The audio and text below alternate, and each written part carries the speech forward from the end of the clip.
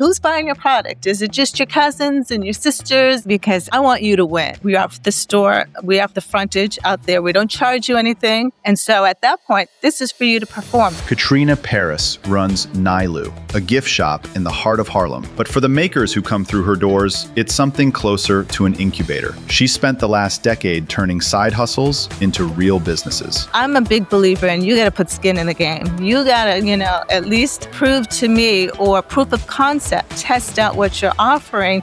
This is more of a kind of like an opportunity to let them really be able to see where they are in the process. As you approach a retailer, if you want them to say yes, you have to do your research and you have to know that it's a good match. A lot of people think, I've got something to sell.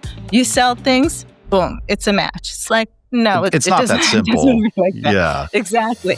New York City, just in general, space is a premium. So to offer free, how did you come to that? And what does Nilu actually get out of giving that away? It's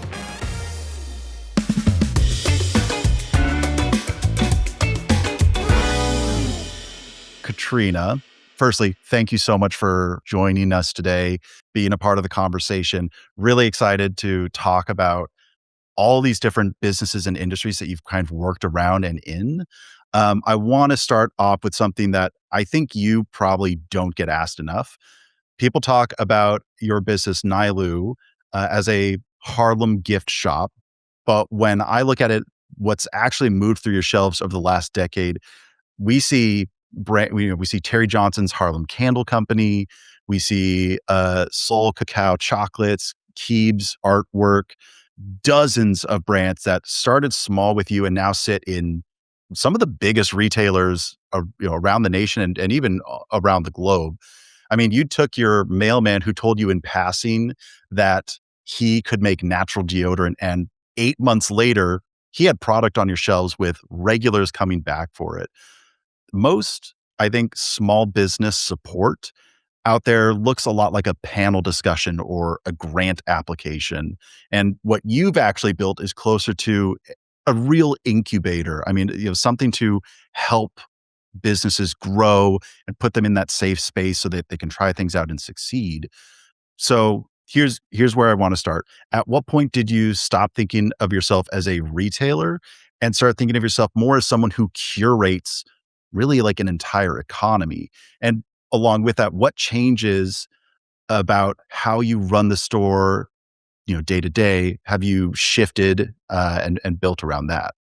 It's funny because I've never really seen the distinction. I feel like when Nilu opened up its doors, our mission and what we really wanted to offer the community was a platform for community, for a lot of Black and brown makers that we had, kind of discovered or happened upon, but they really didn't have any platform other than at that time, 10 years ago, the pop-up had become, people started to do it. There was more of it. The pop-up type of retail experience really, was just becoming more popular. So for us, it wasn't, it was one and the same, really. I mean, we wanted to be a platform for makers. And so, as soon as we opened up our doors, there were, individuals coming in wanting to know, how they how they could get their product in our store. And so for me, again, this has been my second business. So I had already had about 15 years under my belt of kind of life lessons and perspective. And so I would, for my criteria just to be into my store, was one of which I would ask, well, if I were to buy your product today, dealing with small makers, how am I guaranteed that, I order 3 months from now, you're still going to be in business? And so for us, it was just a natural transaction of just asking questions and wanting to know, more about the maker and their story. Let's start a little bit more basic like that. Are you going out and searching for these brands and these businesses, or are they more like reaching out to you, or is it like a healthy blend of both of that? It's really, Keenan, a healthy blend of everything.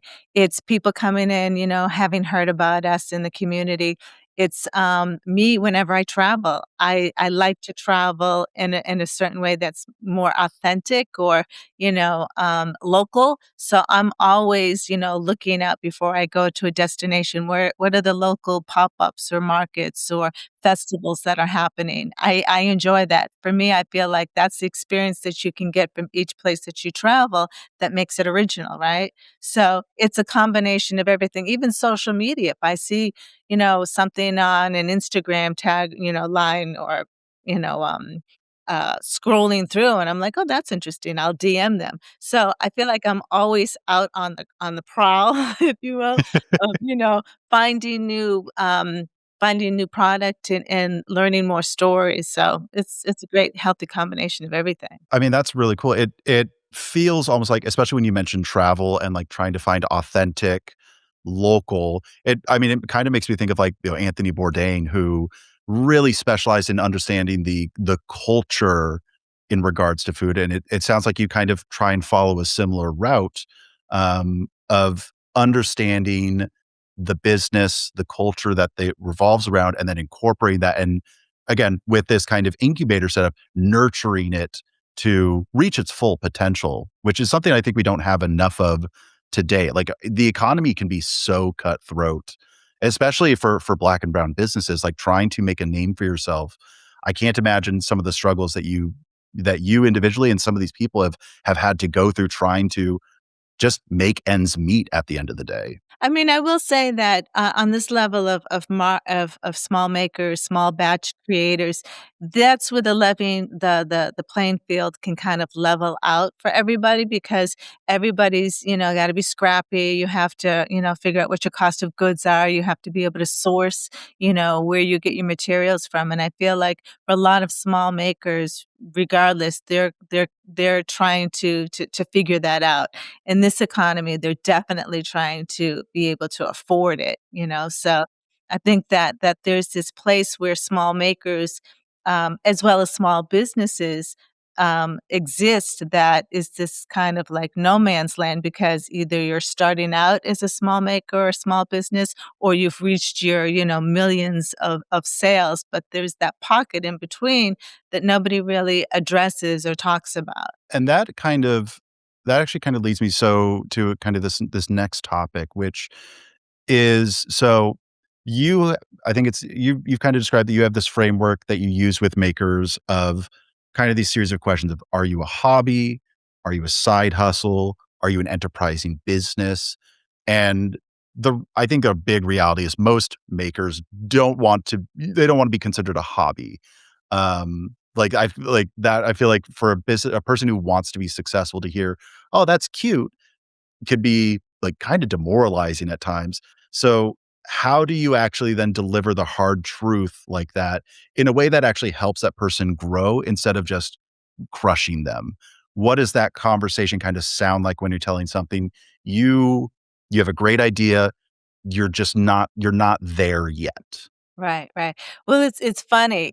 When I first met Terry Johnson from Harlem Candle Company, she was not ready. She was a direct to a consumer maker, and so when we had first met, I was curious about having the product available at Nilu, and when she started quoting me, what wholesale prices were versus retail, and I said, well, from a retailer's perspective, there are benchmarkers in terms of what the ratio, typically a wholesale price will be half of what a retail price is. And so she Mhm. was quoting me prices that were, way beyond, that 50% of what the retail is. And I said, that thank you, but no thank you. I think, you're more of a direct to consumer at this particular time.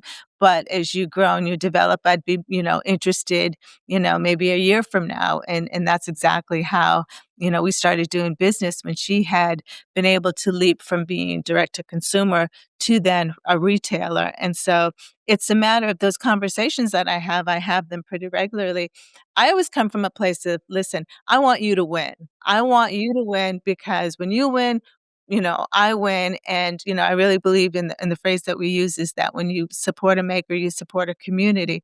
And so I come out the gate like that and, just want to know that, I will say it in a jovial manner, like who's buying your product? Is it just your cousins and your sisters? And, this is just a nice, kind of, um, hobby that you're doing, and then, they'll be like, no, the next place would be, well, are you appearing at pop-ups? Are you people who don't know you? Are they buying your product? Mhm. And, that to me shows signs of it being a viable side hustle, and then I'll say, well, if you're there, and again, I'll use, direct to consumer and what that means to, I'll define, do you know how much it costs for you to produce this? And a lot of times, more times than not, they will not include their labor for it. They will not include. And so I think that I've always been met with a response of surprise and kind of like, wow, I never thought about it like that. So I always feel like, listen, again, I want you to win. So I'm asking these questions because I can't position myself in a way in which I buy from you today and you're not even there tomorrow.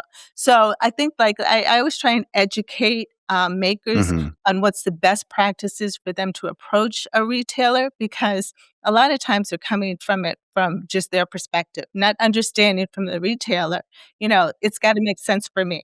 And I always say, manage my expectations and always think about, as you approach a retailer, if you want them to say yes, you have to do your research and you have to know that it's a good match. A lot of people think, I've got something to sell. You sell things, boom, it's a match. It's like, no, it It's doesn't, not it that doesn't work like simple. that. Yeah. Exactly. So I've always kind of approached it as, it's an education. It's, let me tell you something that maybe others won't tell you. They'll just tell you no, but let me give you some information why. Mhm.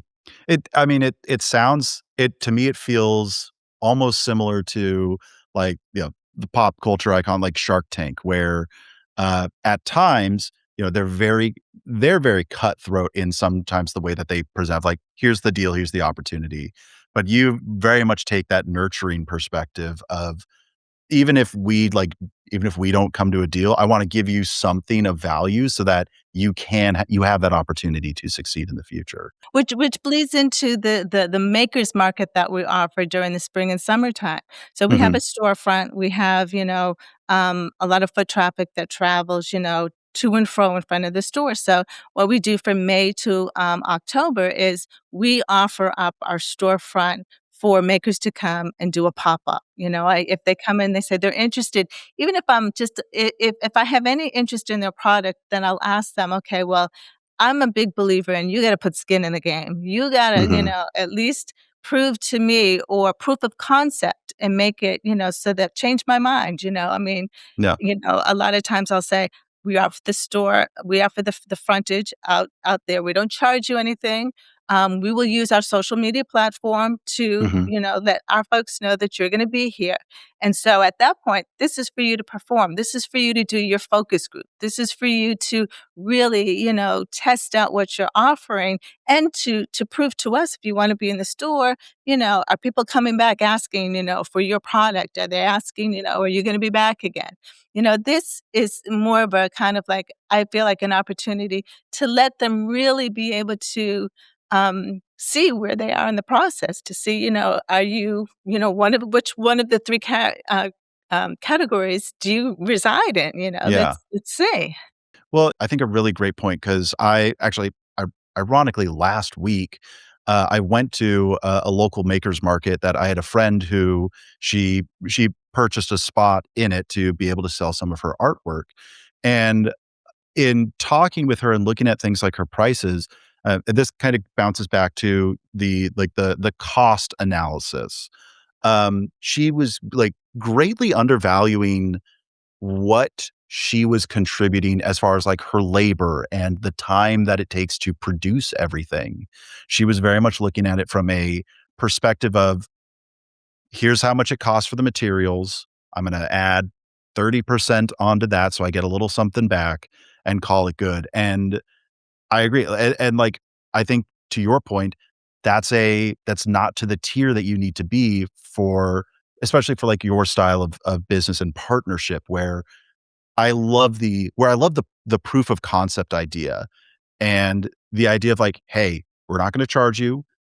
We'll schedule this time. You can come here and be in front of our shop. You can I don't wanna say, like, hawk your goods because that's not what you're doing, but, like, you have an opportunity to kind of show what you're offering and it's also yeah, it's that market test to see if people are interested in what you're offering. Um, so like, I kinda wanna, like, continue I wanna look a little deeper into that of, like, New York City just in general, space is a premium. I've looked at apartment prices out there. I'm not going anytime soon, but, like so to offer free, where how did you come to that, and what does Nilu actually get out of giving that away? It's sometimes, I mean, we're the mindset that, when we interact with our customers, with our clients, when we do our marketing, it's not always about just shoving something in somebody's face and say, "Buy, buy, buy." It's like anything that you wanna have sustainable, that you wanna have meaningful, and that is, being a part of the community, in a real kind of way, in a way in which it makes a difference in someone's life, and so, this neighborhood, this community of Harlem it's small and it's mighty, and, people really, word spreads around. And so just one of the things that we, always felt was part of our mission was if we were going to become a platform for makers, that then we had to offer them, kind of, I don't know, a piggyback, if you will, of getting to that point. Nobody just poof gets to the point of, being able to make something and get into Yeah. stores. And so it's our way of kind of meeting a maker in a meaningful way that, could leverage them, being the difference between being a hobby and being actually a viable, side hustle. And it creates sustainability within, their process as well. I mean, it doesn't cost me anything to have somebody be in front of the store, Mhm. to be able to support them, in a way maybe we're the only ones who are supporting them, during Yeah. this venture.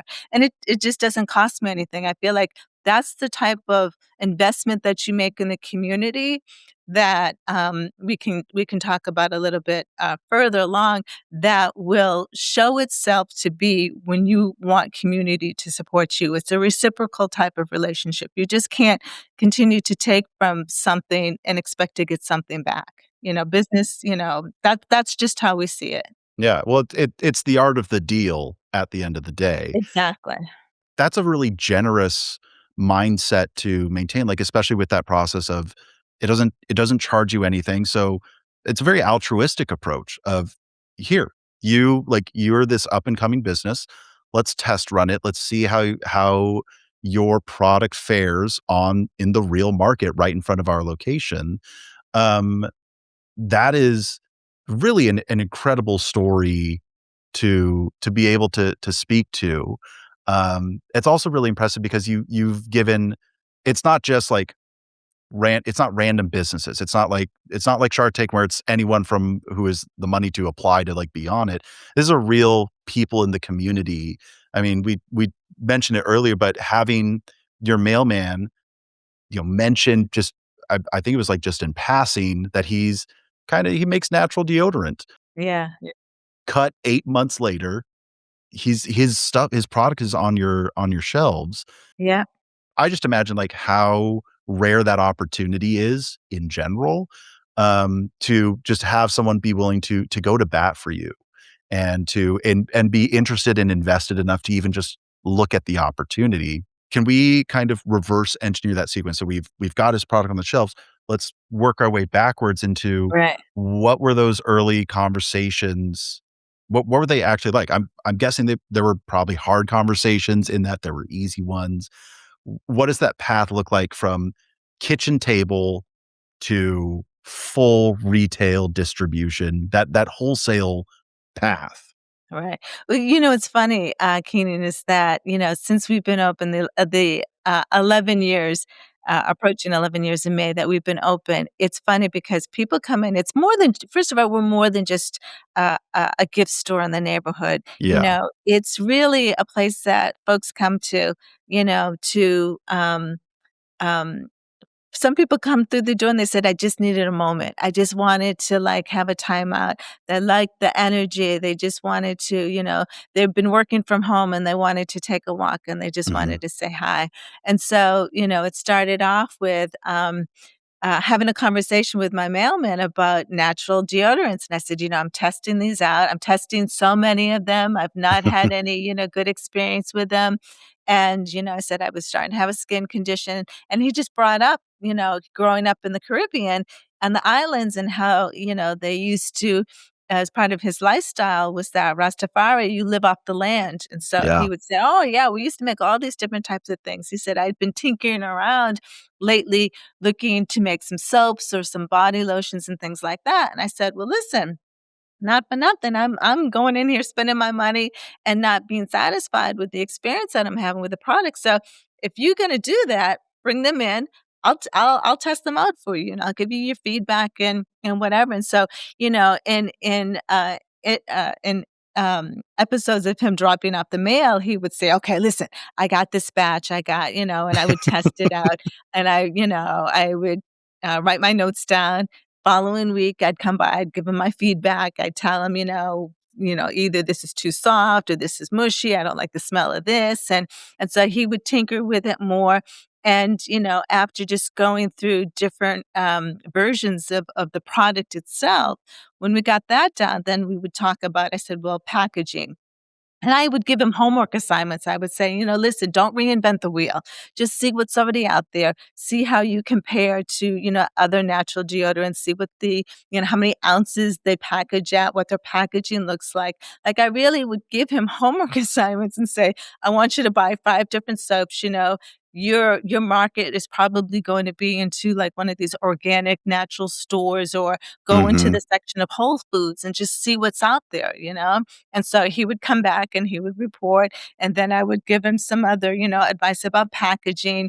There's little tips about, labels, just buy, a label that you can put on everything, making sure that when you do source your product, make sure there's more than 2 or 3 vendors out there that you can source it from. Because if one is not available, then what are you going to do? You're going to be held hostage, Yeah. 'cause you can't buy that packaging from, but only one, vendor.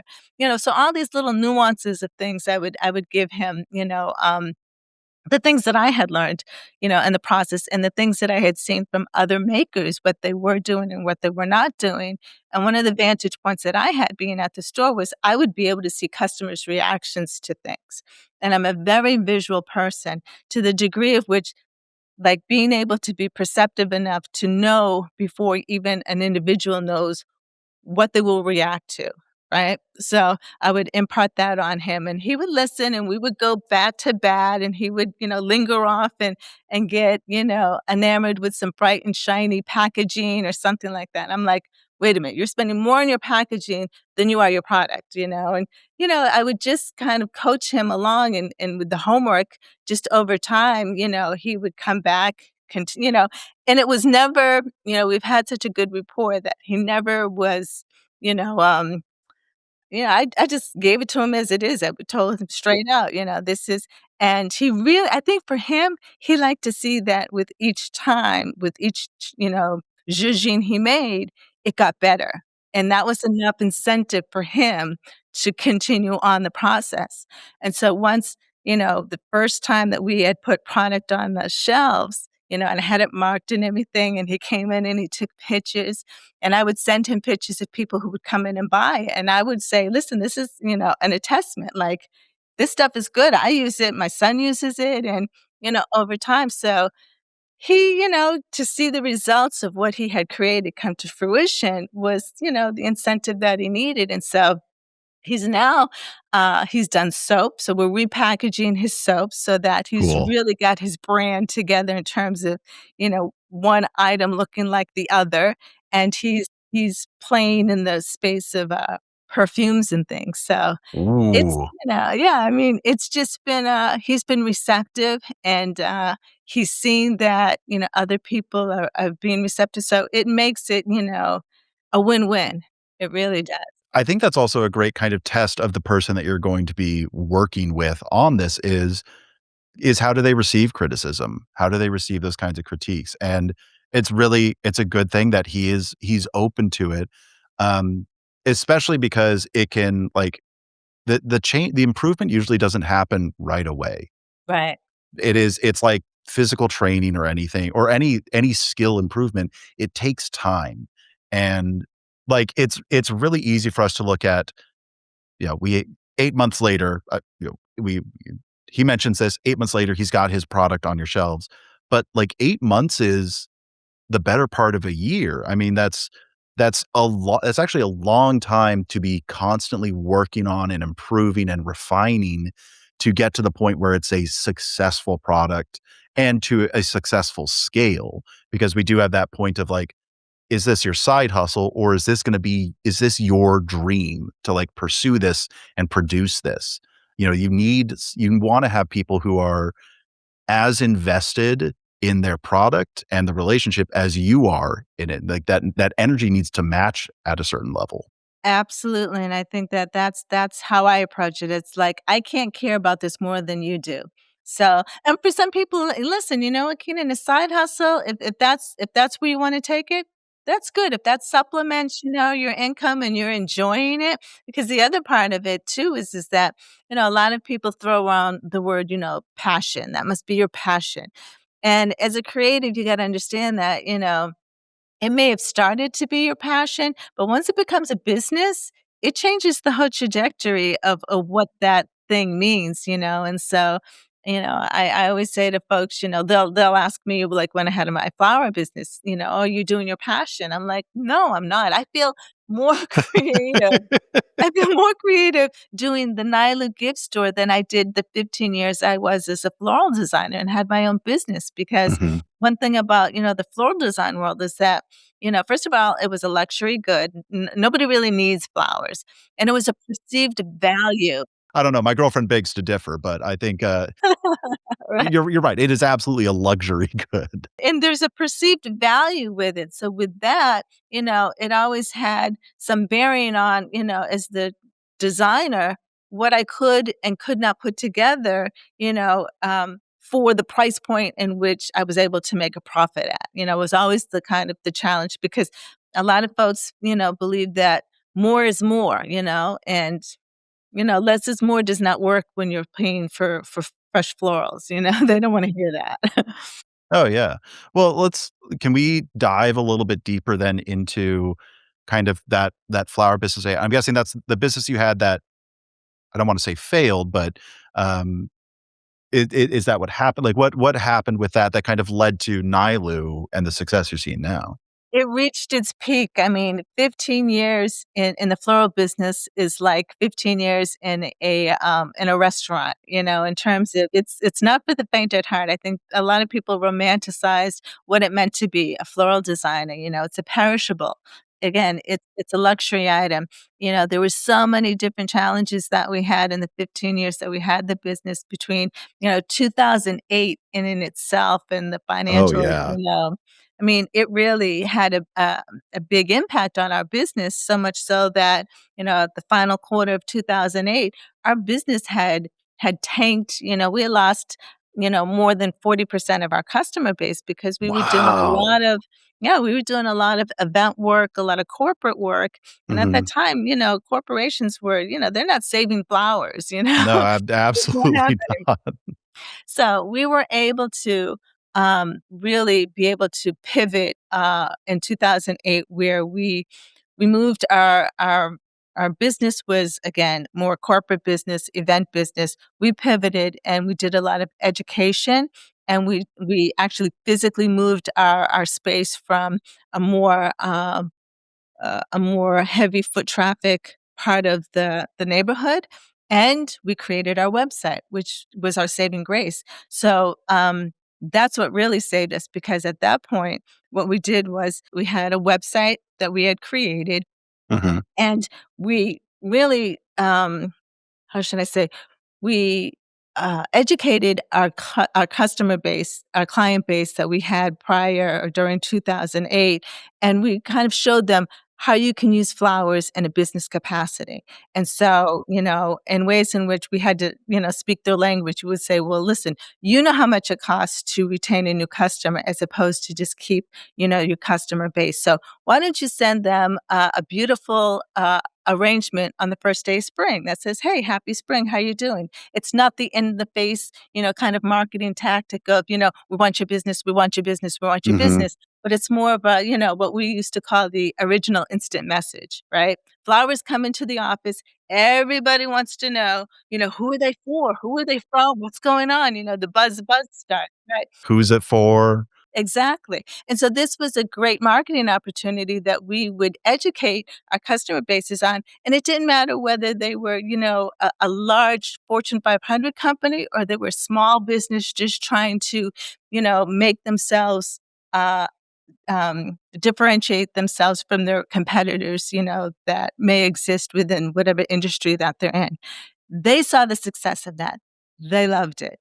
Then we went on to, we had to really educate our customer base and build upon it of how you could use flowers in a way that was, innovative and you weren't thinking about. And they were receptive to that because once they did that, they saw the results of that. And so that was a big way of us being able to introduce our single order delivery business. So a lot of that corporate business where we were doing their galas or their fundraisers turned into, "Hey, Katrina, can you send an arrangement to so and so to say thank you for coming through the office or such and such, with a nice handwritten note?" It was a gentler, kinder way of Yeah. doing business and people, they just weren't thinking about that, not in that kind of level, and so that was what allowed us to pivot, to then become strong in the single order delivery business. So for us, having a website and creating that meant that our whole, we spread a wider net.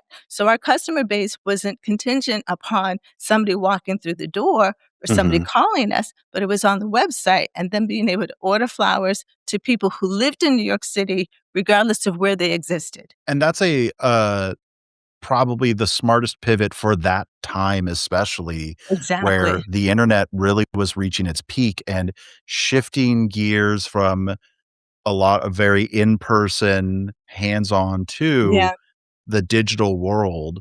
I'm curious then, kind of, so how did things fare? So that 2008 financial crisis, 10 nope, 11, 12 years later, right. we have the breakout of COVID.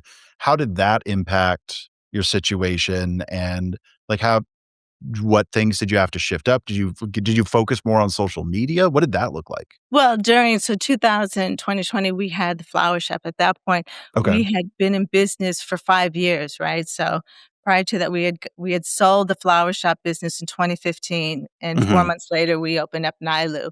And for us, it was difficult, Keenan, because, Oh, I yeah. mean, everybody remembers the steps. We were closed for 3 months. When we returned, we could no longer continue to pay our staff. We did, what we could up until, financially it was just not plausible anymore. And so we did what a lot of businesses did. We opened up, Mark and myself, my husband, we stopped the store. We did pickup. We sold a lot of puzzles. We sold a lot of, we really did social media and kind of geared towards letting folks know, listen, we're all in this together. So, we're here in the community. This is what we have to offer. We are mindful and want to be protective of everybody's health. So you can buy online and you can pick it up whenever it's convenient for you, a handless type of, um, exchange. And I think that that was well received because I really felt like community was something that for those that didn't have it, it was, an outreach to let them know, like, you're not alone, and for those that did have it, we offered product that allowed for them to interact with the community in ways, by way of doing puzzles, conversation cards, things like that.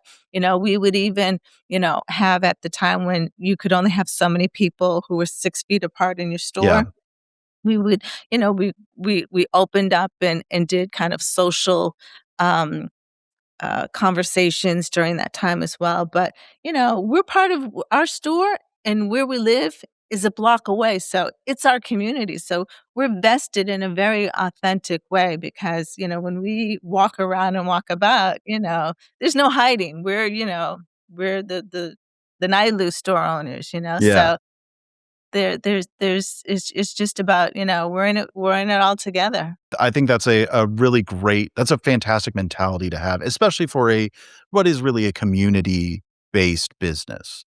Um, Being local, being focused on interaction.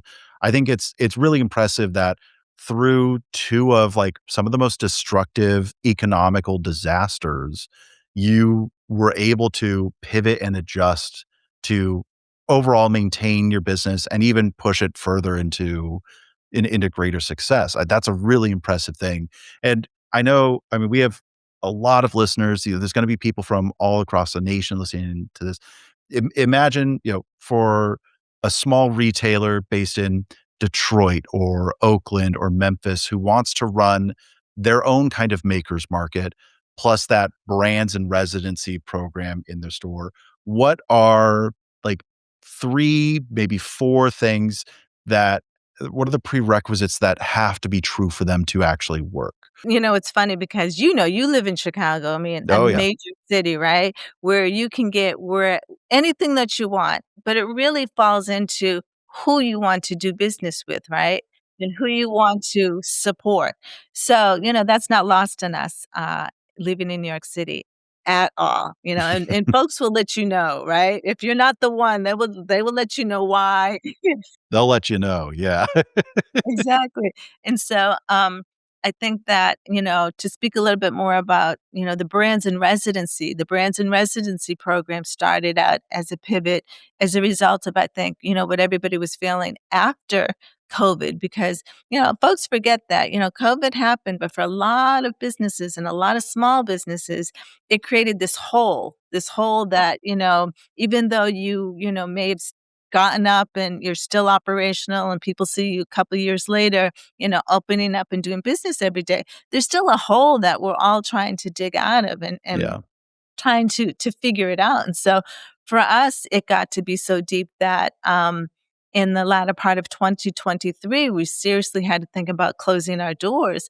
And so, really? yeah. And so what happens is that in every small community, a business closes and the chitter chatter starts among folks in the neighborhood. Well, what happened? Nobody knows, right? It just closed one day and that was it. So, before we decided to, go down that road or it be a forlong conclusion, we had some conversations with some other folks in the community, and there was this other gentleman who runs this very popular social media page, and he said, "Listen, I bet that if folks knew that you guys were struggling, that they'd want to do something to help and support you and make sure that you still remain, within the community."